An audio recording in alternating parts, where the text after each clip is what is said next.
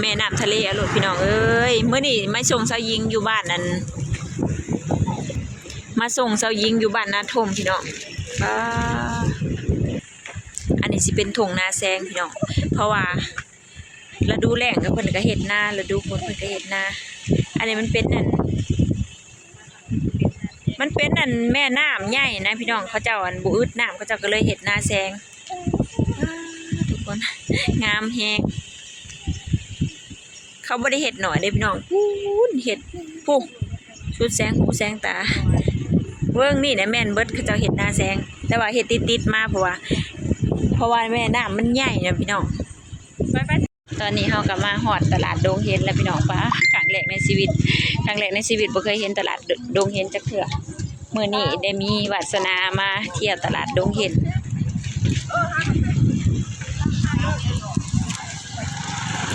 ป้าอันนี้เป็นสินไหมลาวเด้อพี่น้อง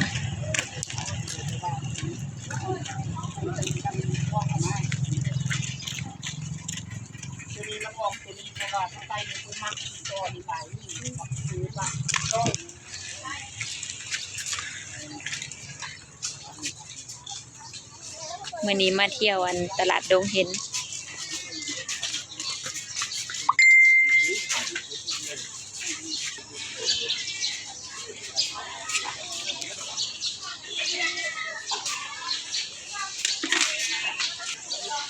มาหอดตลาดดงเห็นแล้วก็สิพากันแวะซื้อแนวกินก่อนพี่น้องเพราะว่าออกแต่บ้านก็ประมาณ6 โมงครึ่งมาหอดพี่ประมาณ8 โมงครึ่งแล้วพี่น้องยังบ่ทันหอดอันบ้านเทียนเสยิงเพิ่นสิเมื่อจอบอีเบะ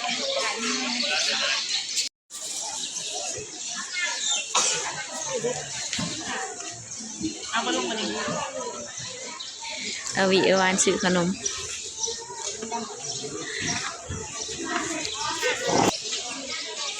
อันนี้เนี่ยผักกาดจองที่เขาจะเอาอันกินกับตำนะพี่น้องบ่เคยกินจักเทื่อมาหาซื้อแนวกินพี่น้องออกมาแต่เช้าแล้วก็ยังไม่ทันได้กินข้าวเช้า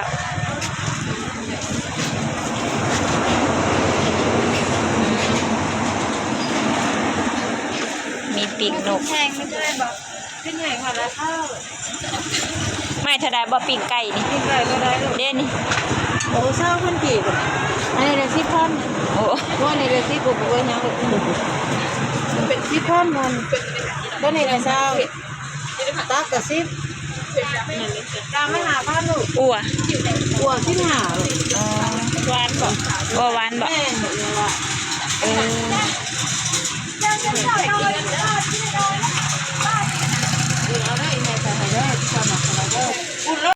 นี่ทุกคนมาหอดแล้วพี่น้องเอาเป็นอยู่ในกินลงไปก่อนกินข้าวแห้งไปกินข้าวมันหอดแล้วทุกคนอันนี้สิเป็นบอนอันเพื่อนอีเบะของอันเชยิงมาหอดแล้วก็นั่งกินเลยสองไอ้น้อง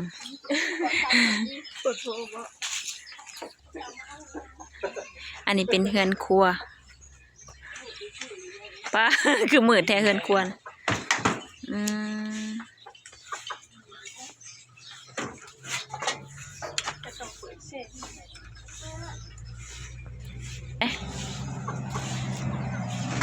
ป้าทำไมทุงคะนะ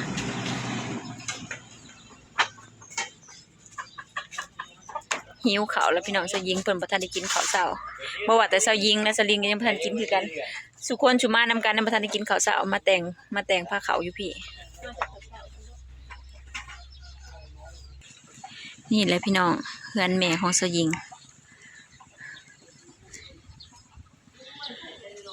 ยังบ่ทันได้ขึ้นไปเบิ่งอันเพิ่นอยู่เทิงเฮือนพูนแม่ใหญ่เพิ่นบ่สบายมาเจาะเพิ่นนี่ทุกคนมาหอดแล้วออกไปเฮือนจักโมงเสยิง6 โมงครึ่งป้ามาหอดแล้ว8 โมงปลาย9 โมงพอดี9 โมง2 ชั่วโมงปลาย2 ชั่วโมงปลายมาหอดแล้วก็กินข้าวพี่น้องง่ายพี่น้อง ขายกิโลจ้างสิประมาณ3เดี๋ยวคนได้กินออกมาแล้วก็1พักพี่เพิ่น1พักไว้ท่า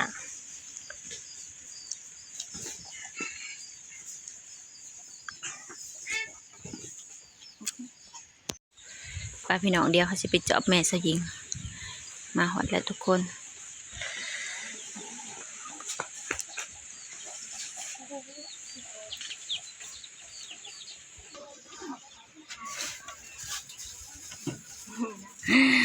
มาหอดแล้วทุกคน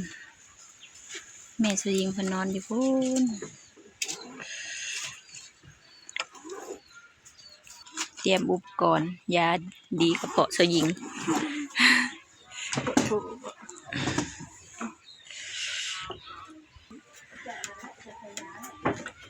ใส่มะแขงมันมะแขงที่สอง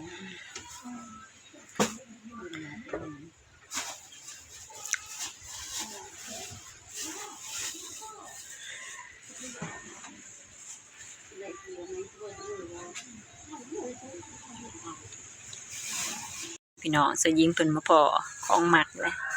เป็นกระตาเลย ของหมักก็คือมะขามหมักเผ่าผู้ไทยนี่มีครูบ้านบ่สยิงจักเลยแล้วแต่ผู้มักบ่เออคือคอยมันก็บ่มักแต่บ่มีมันก็ของหญ้าเลยล่ะมากว่ามาเยอะ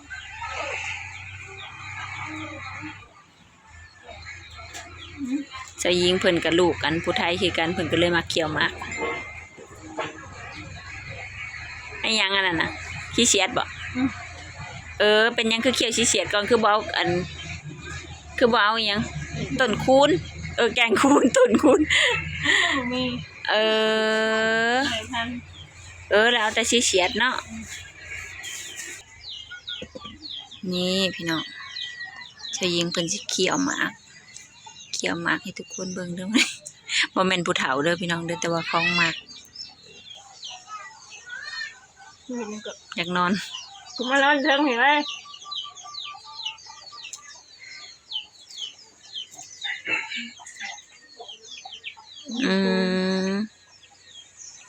คือขนาด การเห็นนั่นก็ตามหมากแล้วหอมห้อยๆสยิงวะแบบว่าเพิ่นกับลูกผู้ไทยกันเด้พี่น้องบ้านเอาบ่เกี่ยวเขาบ่มีไฟเกี่ยวเนาะแม่นบ้านเฮาบ่มีไฟเขียวแต่ว่าอยู่พี่น่ะมีกระตาหมากรอท่ารถ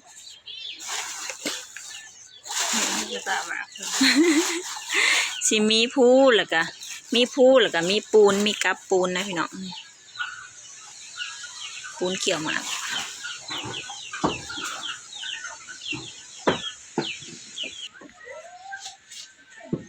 พันเพื่อข่อยเนี่ยเด้อ พันเพื่อข่อยแน่ข่อยก็สิเขียวป้าสิพากันเขียวหมากบัดนี่คืออยู่บ่นอกผู้พันแกงคูนนี่นะเอิ้นว่าแกงคูนพี่น้องแกนคูนมาพันเป็นนั่นเอิ้นว่าหยังข้าวหมากบ่มาเขียวหมาก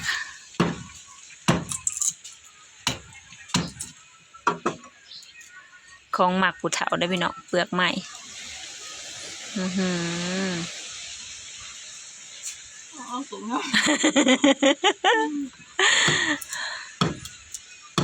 เผาผู้ไทยก็สิประมาณนี้แหละพี่น้องหมากเขียวหมาก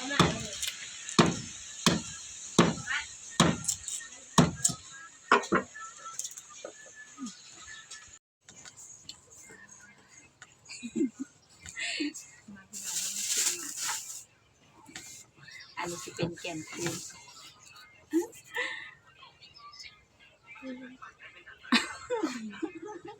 ของหมักเกาหลีอันนี้เป็นมากมากแพงเลยจะคุ้มวะ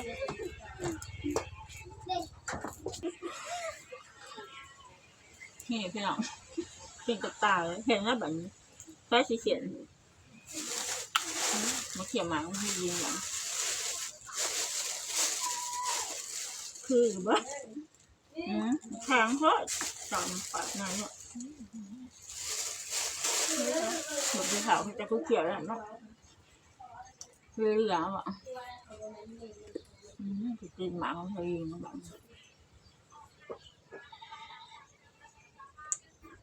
มันปากค่ะ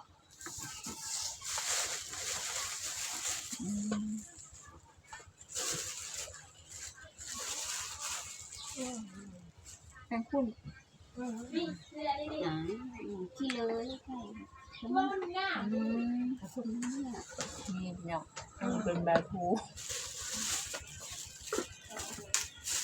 ใจนี่เราแบบชมหนักชมน้องนั้นถอยลายก็คือ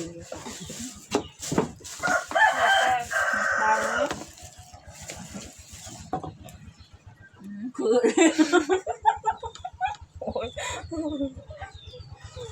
คนเคยทุกคนบ่เคยคนเคยแค่ก็บ่เคยคนแต่บัดยำเอาไปเลยนะมันง่ายกว่าแต่กี้เนี่ยหมักแล้วจริงๆเกี่ยวมันไงอย่างเผ็ดยังไงเผ็ดเบิดน่ะแพ้แล้ว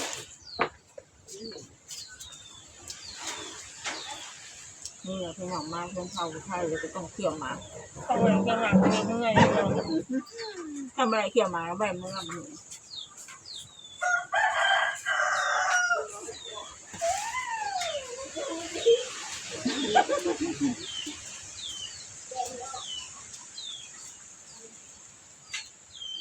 มันเหลือแรงอ่ะนี่ก็เขาเขี่ยวเก่งเลยอ่ะบ่อันนี้จะกันน้อยกันน้อยทางไม่ง่ายเลยแดงแดงได้อันนี้เบอร์แดงหอมพูนหาย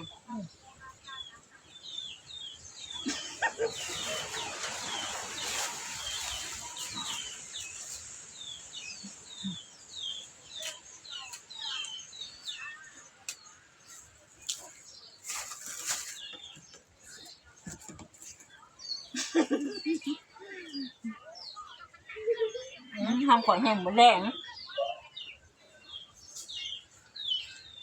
ใครเขี่ยวหมาหมดแรงบนมีเสน่ห์แล้วเขาบอกต่างมีเสน่ห์กว่าข่อยยังคือใส่อีกมันอยู่แค่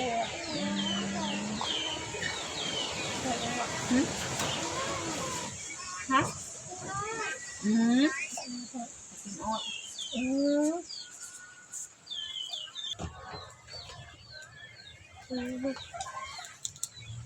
เขากำลังเที่ยวหมากเขากำลังเสน่ห์อยู่แดงอยู่นี่เป็นอันนี้กัน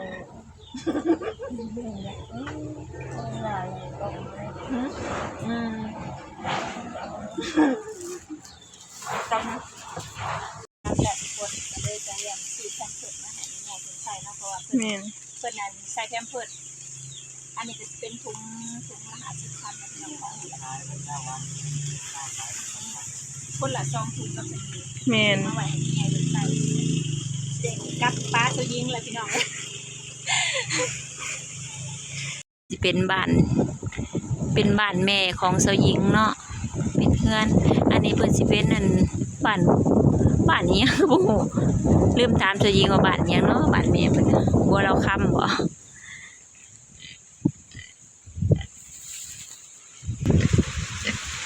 เพิ่นยังเลี้ยงหมูอันนี้อยู่พี่น้อง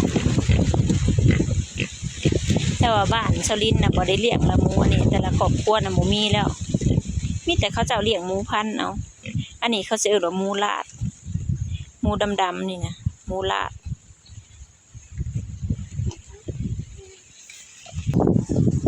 อันนี้สิเป็นขอกแบะก็จะยังทมธาตุแบบว่าแบบรุ่นเก่าอยู่พี่น้องทมเอาจูดพื้นแล้วก็สิเอาขี้ดินทมเอานะพี่น้องมาแล้วก็ควัด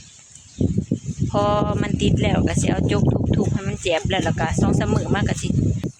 อันนี้ปลูกผักสวนครัวไว้เก็บกินเองนะพี่น้องบ่ได้ขายดอก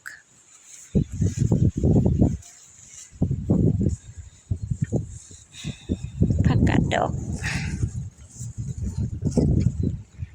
ดอกนี้เวลาเฮาเด็ดแล้วมันก็สิแตกแหนงขึ้นมาใหม่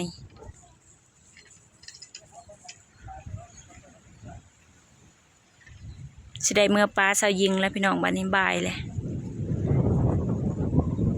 มาเลยเด้อสาวยิงบัดนี้ประมาณทิศไปสิขึ้นมาจอบอีกมาจอบมานำเอาเมื่อแล้วบัดนี้พี่น้องอันนี้สิเป็นสิเป็นรถทหารนะพี่น้องบ่ฮู้ว่าซุมเพิ่นสิไปไส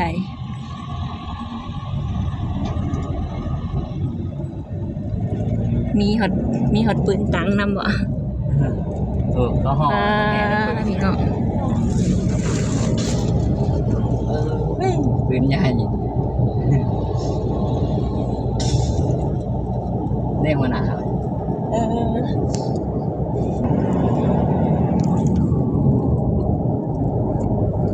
อันนี้สิเป็นรถหัวหน้าเพิ่นเป็น20กว่าคันพี่น้องบ่ฮู้ว่าเพิ่นสิไปไสโอเคนะทุกคนบัดนี้ฮอดเฮือนแล้วทุกคนใส่เวลาอยู่2ชั่วโมงปลายพี่น้องฝากพ่อแม่พี่น้องเป็นกำลังใจให้เด้อจากสำหรับคลิปนี้ฝากกดไลค์กดแชร์กดติดตามคอมเมนต์หรือว่ากดกระดิ่งเพื่อแจ้งเตือนทีนั้นทุกคนสำหรับคลิปนี้สบายดีพี่น้องบ๊ายบาย